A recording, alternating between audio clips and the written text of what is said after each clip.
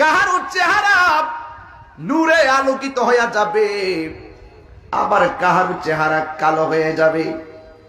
এখন বলবেন তাহিরি হুজুর, কার চেহারাটা কালো হয়ে যাবে? আমি বলবো যারা নবীর দুশ্মন তাদের চেহারা কালো হয়ে যাবে। আমার যুবক বলো, আমার হাত তুইলা বলো ঠিক কিনা?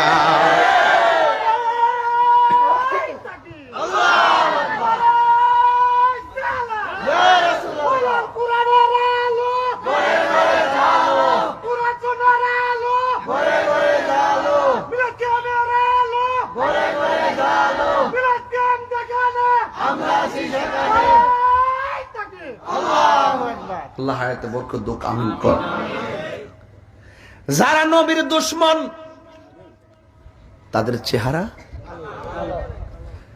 যারা আল্লাহর দুশ্মন চেহারা কালো, যারা ওলির দুশ্মন চেহারা কালো, যারা সুদ খায় চেহারা কালো, যারা ঘুষ খায় চেহারা, যারা বাবা ট্যাবলেট খায় চেহারা কালো, যারা নেশা করে চেহারা কালো, যারা মা বাবার বুকে লাথি মারে চেহারা কালো। আর রাস্তা ক্লিয়ার, যারা খোদার সঙ্গে নাফরমানি করে তাদের চেহারা কালো হয়ে যাবে।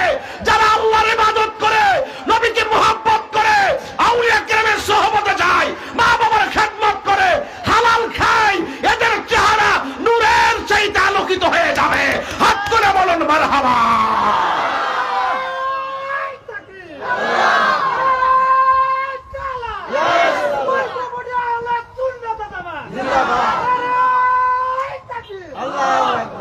ভাইরা আমার, ওই চেহারা আলোকিত করতে চাই কি চাই না? মরার আগে না মরার পরে? হ্যাঁ, মরার পরে না মরার আগে? পচা বীজ চিনেন? পচা বীজ চিনেন? পচা বীজ যদি মাটিতে লাগায় গাছ ওঠে না। ইন্নাকা লা তাজনি মিনাস সাওকিল ইনাব, আঙ্গুর গাছ থেকে কখনো কাঁঠালের আশা করা যায় না। মাটির উপরে থাইকা ওলি আল্লাহর বিরুদ্ধে কথা বইলা, মাটির উপরে থাইকা সুদ খাইয়া, মাটির উপরে থাইকা ঘুষ খাইয়া, মাটির উপরে থাইকা মা বাপের বুকে লাথি মাইরা, 10 তলা বিল্ডিং এ থাইকা মারে ভাঙ্গা করে রাইখা মাটির নিচে যাইয়া জান্নাতের গালিচা পাওয়া যাবে না। মাটির নিচে জান্নাতের গালিচা না পাইলে হাসরের ময়দানে আর সাজিবিনীতে ছায়া পাওয়া যাবে না। আর সাজিবের ছায়া না পাইলে পুলসিরাত পার দিতে পারবা না। চিৎকার মেরে কোন ঠিক কিনা বলে? যা করার দুনিয়া থাকি করতেইব। আর দুনিয়া মাজরাআতুল, দুনিয়াটা হলো আখিরাতের কৃষি ক্ষেত। কথা বলেন ঠিক কিনা?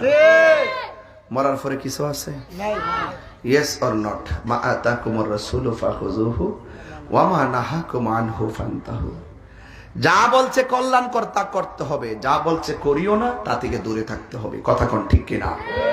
তাইলে যারা আল্লাহর কথা মানছে তাদের চেহারা কি হবে? এটা কি মোল্লার কথা নাকি আল্লাহর কথা?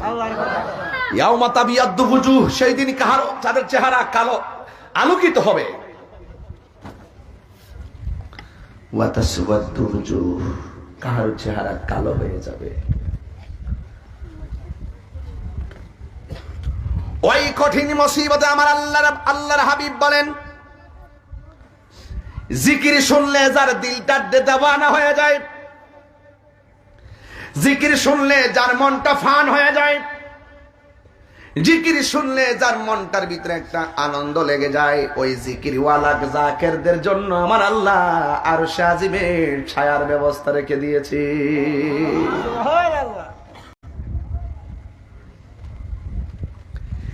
আর একটা হলো কি জানেন? ভাত খাইছে, দুপুরে খাওন ছুটটা গেছে, অসুবিধা নাই, কিন্তু জোহরের জামাতটা চটে গেছে, মনে শান্তি লাগে না। এশার রাতের খাবার খাই নাই, কিন্তু জামাতটা ছুটে গেছে, তার ভাল লাগে না। কিছু কিছু মানুষ আছে না খেয়ে থাকতে পারে, আরে ঘুমুটিয়ার মানুষ এরই ক্ষেত্রে লাইলে যায় গরুর ঘাস কাটে, হঠাৎ করে মসজিদে আসর আজান দিছে, ওই জমিন থেকে বাড়িতে আইসা উজু কইরা মসজিদে গেলে জামাতটা ছুটে যাবে আর সময়টা চলে যাবে। এই জন্য সে আস্তে আস্তে জামাত চলে যাবে,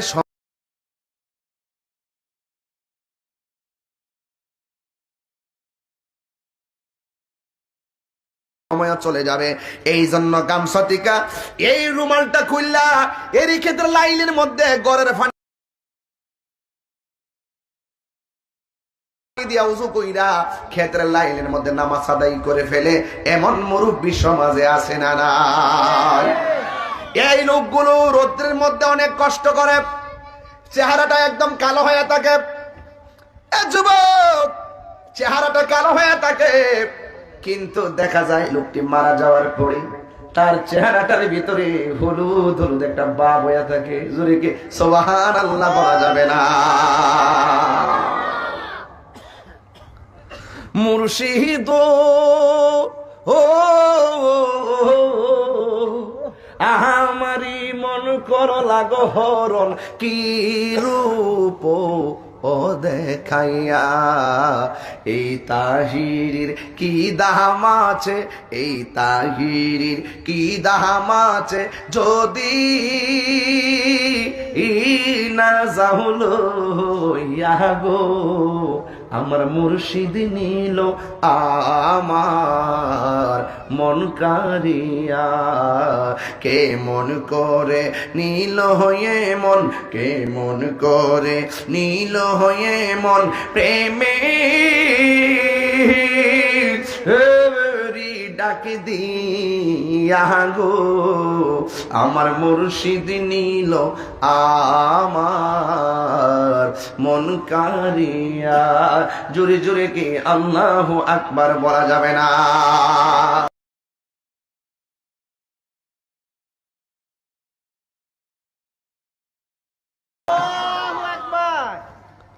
আমার দেশের পোলাপান ফজর আজান পর্যন্ত মোবাইল টিপে আর অপেক্ষা করে কোন সময় ফজর আজানটা দিব। যেই মাত্র আজান দিয়া মসজিদে মুয়াজ্জিন বলে হাইয়া আলা সালাহ, হে তখন চলে যায় ঘুমের ঘরে, মোবাইলটা চার্জ দিয়ে ঘুমায়। 10% চার্জ আছে, শেষ করে লই একবারে কুলটাত লাগাইয়া মোবাইলটা বন্ধ করে চার্জ দে, মরা ঠেঙ্গার মতন 12টা পর্যন্ত ঘুমা। আমার আয়নার সামনে ছায়া দেখে চাপাড়ানি ভাঙছে। আহা, কি বলবো যুবক তোমাদেরকে, মোবাইল তোমাদেরকে শেষ করে ফেলাইছে।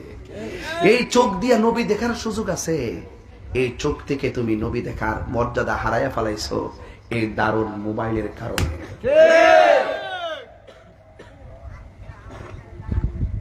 এই ছেলে কথা বলছো কেন? বলুন, এই নামাজ আমরা চাই কি চাই না? 3 নম্বরে রাসূল বলছেন, যারা দানশীল ব্যক্তি তাদের জন্য আল্লাহ পাক আরশে আজিমের ছায়ার ব্যবস্থা রেখে দিয়েছে।